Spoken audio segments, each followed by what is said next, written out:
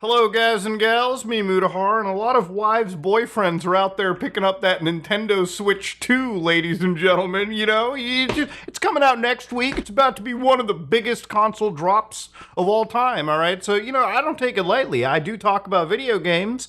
So, Switch 2 is a pretty big deal. Now, am I excited for the Switch 2? No, not really, okay? Honestly, ever since I got the old Steam Deck, playing things like Battlefront 2 in the palm of my hands and not port begging is an entirely different life, okay? But yeah, actually, I would get the Switch 2 probably when Metroid Prime 4 comes out, when it comes out. We don't even have a release date at this point.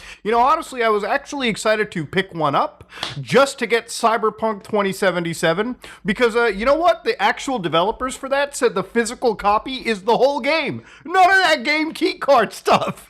But you know what? We have plenty of time to talk about it. So anyways, I saw that the Switch 2 was out at Target. People were showcasing these things in a cage. Now, before somebody wonders, but Muda, that would be a pretty nice way to rob? No.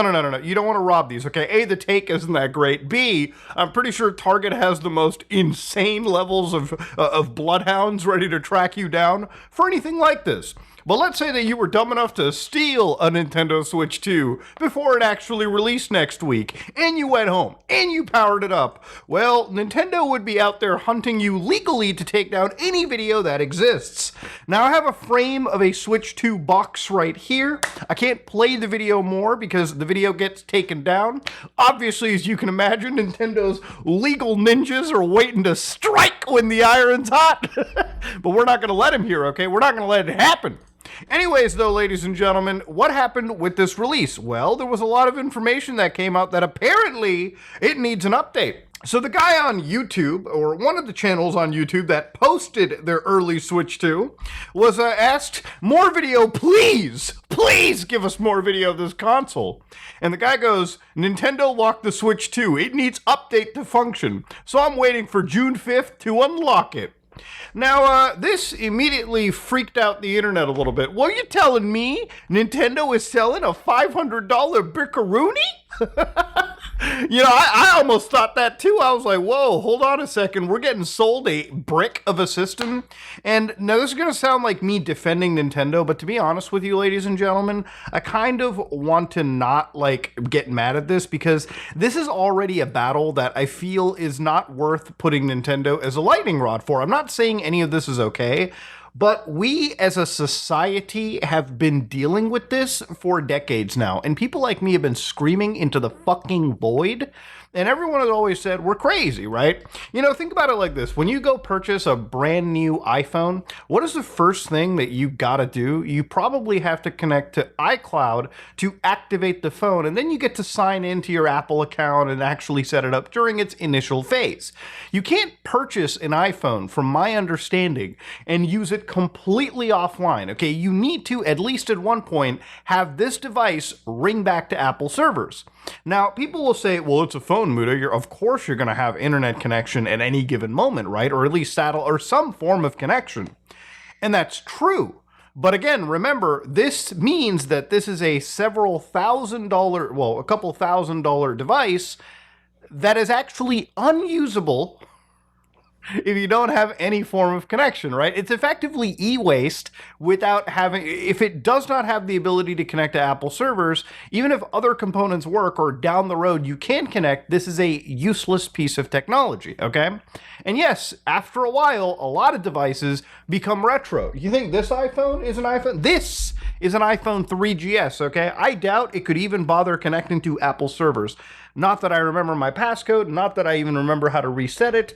It is a different beast at this point, okay? But you get the idea. For game consoles, on the other hand, you could go to a store, pick up a PlayStation 5. You could literally not connect it to the internet. You could fire it up. You could set up your accounts, your local PlayStation account on your PS5. And then if you had an actual physical copy of a video game that did not require an internet connection to play, you could then access your video games all without touching the internet. That is something that you can do with that device. And I know this because you can set up a PlayStation 5, get the PS4 copy of Jedi Survivor, and play this fucking game without having any internet access. You know, it's crazy. This game ships on 2 exact discs, and compared to the PS5 physical release, which requires you to download a patch off the internet, they actually released this game with a full release. Like, you could actually play this from start to finish, 60 frames per second on a PS5. Sure, it doesn't look as shiny. Sure, it doesn't have the ray tracing, and I'm guaranteeing that the assets have been downgraded. In fact, they have.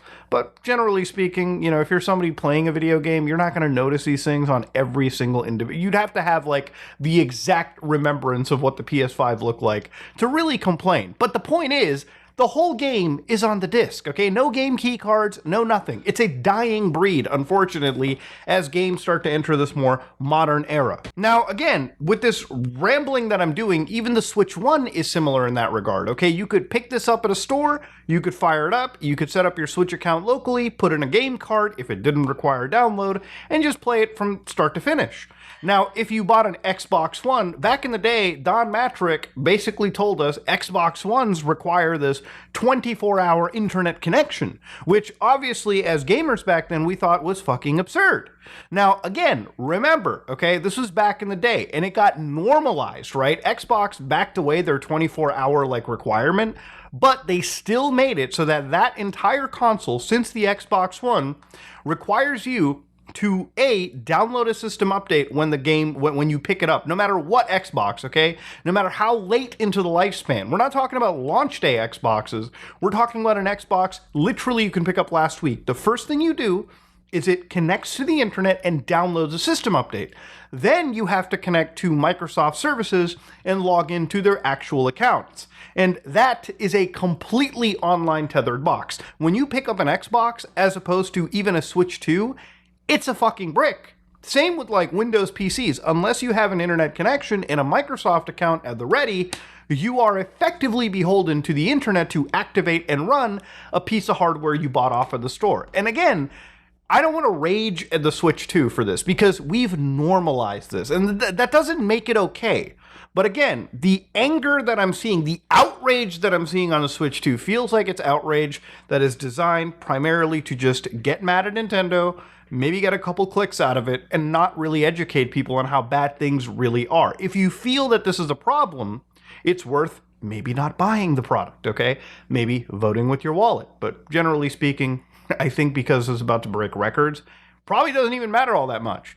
Anyways, the Switch 2 seems to require that update to function. So I wanted to look a little bit into this and see how true this actually was.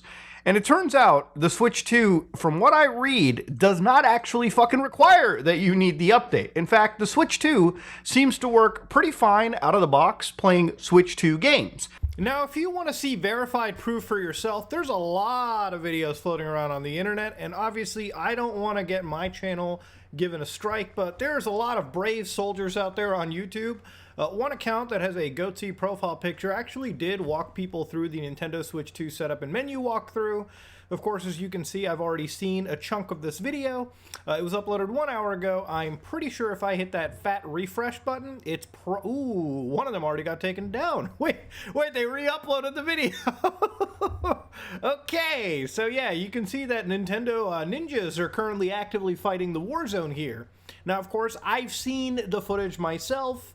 Obviously, I'm not going to show it to you, but yes, the console can be set up without that internet connection. Now, they did not show a cartridge going into the system to prove, you know, if Switch 2 games work out of the box, but I imagine if the system is able to set up without a firmware update required, I'm sure it can handle a cartridge from the Switch 2. And I'm also entirely certain that given Nintendo's track history, the cartridges also contain the required firmware update that would be necessary to run them in the first place. So even if you were completely offline, it does seem as though you do have that offline support, right?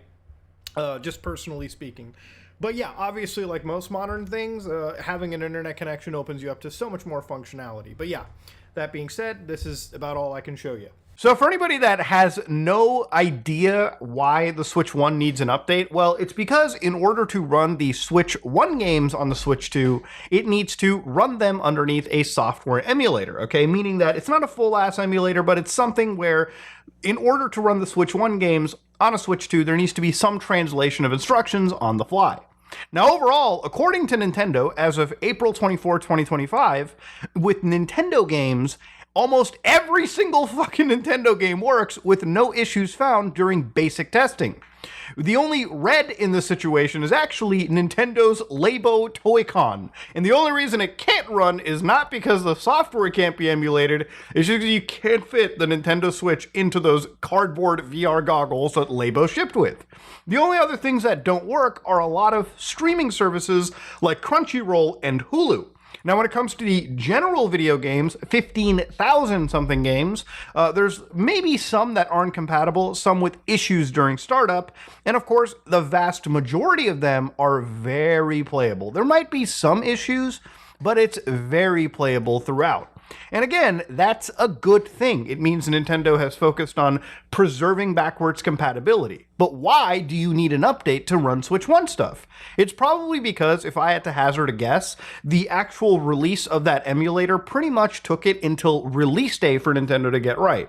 Which is why, when the day comes of the Nintendo Switch 2's release, they're probably going to want you to update the system so you can download the emulator, have it installed to the system package, have it installed to the system's firmware, and so then you can plug in your Switch 1 cartridges and play them underneath Nintendo's software emulator, right?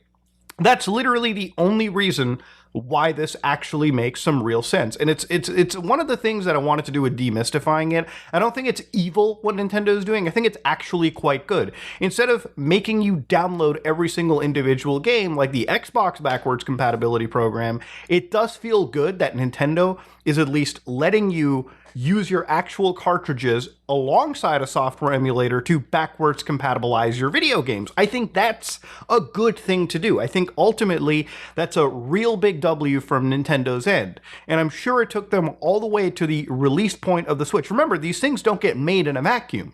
Most likely these Switches got manufactured months ago, if anything, weeks ago. And generally speaking, when you manufacture something a while ago, its software stack, its software versions, its firmware versions are probably generally a lot older than what you might expect, which is why when the day comes, there's a big patch for the hardware so that all the software enhancements that have been done up until release day can actually make it through. That's that's literally the one reason that it makes sense. Now, people have started to point out like things where Nintendo is immediately stopping to give a shit about like previous systems. Like, for instance, one of the things that came out like today was like the feature update for their emulators, right? So for instance, on the Switch 2, there is a feature called Rewind, where for these N64 games, if you make mistakes, right, for instance, you can rewind gameplay. Meaning that if you make that mistake, you can basically go back a few frames and basically retry your luck again. Now, this is something that is in some Switch games, like Super Nintendo stuff. I actually do it for like Link to the Past, because sometimes you make a mistake, you go back, it just makes the game easier. It just makes it more simpler. And I absolutely enjoy it. The reason why this doesn't show up on the Switch is if you've ever emulated anything, you'd realize that rewinding is not something that is super cheap to do, okay? Rewinding takes system resources. And by the way, for a Nintendo Switch that is already at its life's end, okay, the fact that this is emulating Nintendo 64 and doing a pretty good job at it is nice. It's cool. Remember, this is a 2014 era piece of like hardware emulating some of these games and running some of the bigger titles. You know, we're at a point where features on the system level have to get turned down just for certain games to run, okay? So I wouldn't be surprised if that's the case. There was another feature known as a CRT filter, which made the game look like it was an actual CRT. And I'll be honest with you, it looks amazing. Like, look at the actual sharp, like, roughness that you feel without the filter. And then with the CRT filter, things just look closer to what, you know, old TVs look like. And obviously, CRT filters, for anybody that's obviously emulated, I know that I have, a lot of shaders like this are not always easy on the hardware. Okay, even on the Steam Deck, which is pretty powerful, running certain shaders can cause slowdowns in video games, which I think Nintendo obviously decided to like look at this, and I'm sure that there was somebody that wanted to put this back in the Switch 1. They probably couldn't get it working without actually things like slowing up, without things like, you know, kind of getting all wonky, and they didn't. And that's one of the reasons. I'm not doing these things in defense. I'm just giving you guys the realistic take on why a developer wouldn't have brought this back to the Switch 1. Now, one of the things that I looked at, like 2 weeks ago when it came to the Switch was the whole idea of like bricking the actual Switch system. Like Nintendo could brick your system offline. And I kind of wanted to like demystify that a little bit too. Like obviously it's not good, but one thing that I did look into, obviously in researching this video, was I actually combed through the TOS for the other systems. And even PlayStation will just straight up say, it may procure the action of protecting its interest by disabling access to or use of some or all of system software, disabling use of this PlayStation 5 system, online or offline, termination of your access to PlayStation Network, denial of any warranty. So disabling of your system online and offline seems to have been, I guess, part of the actual PlayStation like TOS. And again, the broad usage of disabling your PS5 system online is one thing, right? Like obviously if you don't want me to connect to your servers, cool, I get it. I'm a hacker in your eyes. But offline, shouldn't I not be allowed to own the piece of hardware and do what I want with it? Like what?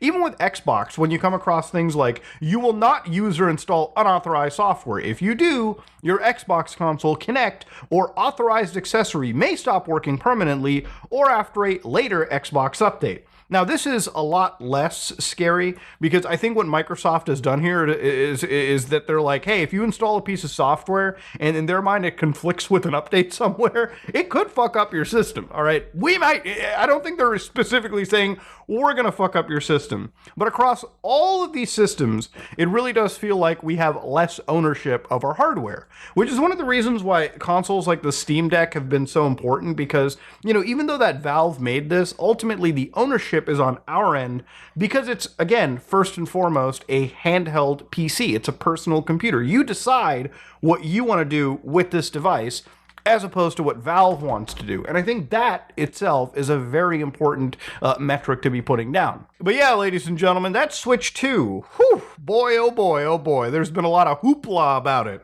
And I feel like this video is worth making because it was demystifying a lot of that hoopla. No, the Switch 2 is not a brick when it drops, I imagine. It's a brick for certain features that are being in development up until the release date. Things like Switch 1 backwards compatibility, which obviously they're running through system software, and that is something that I'm sure they're still even ironing out as of like right now. Now, one of the questions that I guess gets asked is like, Muda, when are we going to be able to emulate the Switch 2? Now, given the fact that this is new Switch hardware specifically built for the system, I don't think we're going to be lucky with the original like RCM exploit that the original Switch 1 had. For anybody that didn't know the original Switch, you could take off one of these Joy-Cons, stick a pin right here, and basically put this thing into, I guess, some form of a lockpick mode or recovery mode. And from that, you could launch arbitrary code, meaning that you could run custom firmwares. You could run anything you wanted. And Nintendo, because it was a hardware exploit, they couldn't really even patch it out. So I don't think the Switch 2 is going to have that. If it does, big if it does, then yeah, you could start to see something really wild occur. But I don't think Nintendo is willing to make that same mistake again, given how devastating it was for the actual original Switch. But ladies and gentlemen, let me know what you think in the comment section below. If you like what you saw, please like, comment, and subscribe. Just like it if you dislike it, I am out.